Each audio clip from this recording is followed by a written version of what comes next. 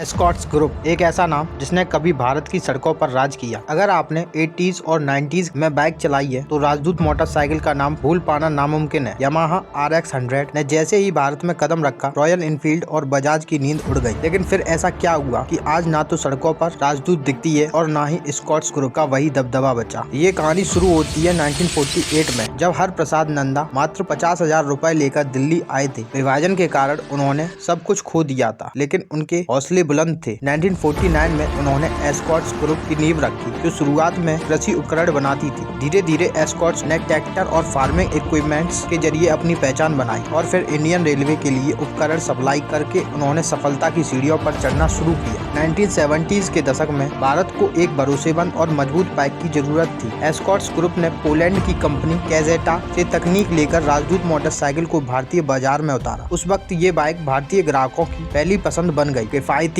दमदार और टिकाऊ। राजदूत को देखते ही लोग कहने लगे, बॉस ये तो राजा की सवारी है। अमिताभ बच्चन से लेकर धर्मेंद्र तक कई बॉलीवुड स्टार्स ने इस बाइक को चलाया। किसान हो या ऑफिस जाने वाला आदमी, हर कोई इसका फैन था। लेकिन 1985 में जब यामाहा ने एस्कॉर्ट्स के साथ मिलकर RX 100 लॉन्च की, तब भारत में स्पीड और परफॉर्मेंस का नया दौर शुरू हुआ। RX 100 इतनी पॉपुलर हुई कि युवाओं के बीच यह स्टेटस सिंबल बन गई। एस्कॉर्ट्स ग्रुप अब केवल ट्रैक्टर और बाइक ही नहीं, बल्कि रेलवे, टेलीकॉम और हेल्थ केयर जैसे कई सेक्टर्स में कदम रख चुका है। ग्रुप के पास एस्कॉर्ट्स, ट्रैक्टर, राजदूत, यामाहा और यहाँ तक कि फोर्टिस हेल्थ केयर भी था। लेकिन कहते हैं जितनी तेजी से कोई ग्रोथ करता है, अगर सही फैसले न लिए जाए तो गिरावट भी उतनी ही तेज होती है। एस्कॉर्ट्स ग्रुप के साथ भी यही हुआ। पहली गलती, राजदूत पर ज्यादा भरोसा। जब भारत में नए जमाने की स्पोर्ट्स बाइक आनी शुरू हुई, तब राजदूत अपडेट नहीं हुई। हीरो होंडा और बजाज ने सस्ते, ज्यादा माइलेज वाली बाइक उतारी और धीरे धीरे लोग राजदूत से दूर होने लगे। दूसरी गलती, ओवर डाइवर्सिफिकेशन। एस्कॉर्ट्स ग्रुप ने कई सेक्टरों में हाथ डाला, ट्रैक्टर्स, हेल्थ केयर, टेलीकॉम, लेकिन किसी भी सेक्टर पर पूरी तरह से ध्यान नहीं दिया। तीसरी गलती, पारिवारिक विवाद और गलत रणनीति। 1990s के बाद कंपनी में लीडरशिप को लेकर अंदरूनी झगड़े शुरू हो गए। 2005 में एस्कॉर्ट्स ग्रुप ने हेल्थ केयर सेक्टर से पूरी तरह से एग्जिट ले लिया और फोर्टिस हॉस्पिटल को बेच दिया। राजदूत पहले ही खत्म हो चुकी थी और फिर 2022 में जापान की कंपनी कुबोटा ने एस्कॉर्ट्स ग्रुप को खरीद लिया। अब एस्कॉर्ट्स ग्रुप पूरी तरह से भारतीय कंपनी नहीं रही। सीख और भविष्य। तो ये था एक भारतीय कंपनी का उत्थान और पतन, लेकिन इसमें हमें क्या सीख मिलती है? मार्केट ट्रेंड्स को समझना बेहद जरूरी है। अगर राजदूत समय के साथ अपडेट होती तो शायद आज भी सड़कों पर दौड़ रही होती। हर बिजनेस को कोर फोकस की जरूरत होती है। अगर आप हर जगह हाथ डालोगे तो कभी भी मजबूत नहीं बन पाएंगे। इनोवेशन सबसे जरूरी है। अगर यामाहा RX 100 जैसा प्रोडक्ट एस्कॉर्ट्स खुद डेवलप करता तो आज कहानी कुछ और होती। आपको क्या लगता है कि एस्कॉर्ट्स ग्रुप आज भी इंडस्ट्री में बड़ा खिलाड़ी हो सकता है? अगर ये गलतियां नहीं होती, कमेंट में अपनी राय जरूर दें और ऐसे ही बिजनेस कहानियों के लिए चैनल को सब्सक्राइब करें। मिलते हैं अगली नई वीडियो,